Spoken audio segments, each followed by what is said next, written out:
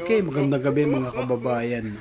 Mga 1-2 days bang nagpahinga ang Malacanang kasi hindi nila kayang sagutin itong kasong ito kasi nga naglabas na ang sa LA ng balita confirming na ito nga si Paulo Antojo, ang Rostan magnate na taga-Pagmana, sana ay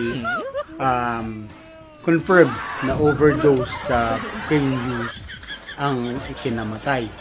At bine-verify nila na may mga kasama sa kwarto at isa nga to si Madam Palaka ng Pilipinas na kasama di umano sa kwartong yon. Ngunit tatapwat subalit pero ito na naman ang kanilang tactic.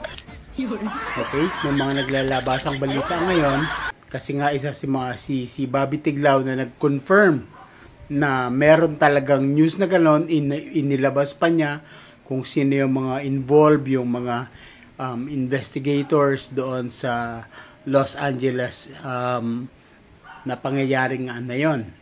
So, ayun na naman, scare tactics, gusto tayo patahimikin, fake news daw, bla bla bla kung ano-ano. Well, turuan ko lang kayo sa Malacanang, isa lang ang sagot para manahimik kaming lahat. Magpa-hair follicle drug test result kayong mag-asawa. Or might as well yung buong pamilya nyo na. Putang ina nyo naman eh. Tatandaan nyo na, naglolokohan pa tayo. Tanginan tong mag-asawang adik na to. Adik!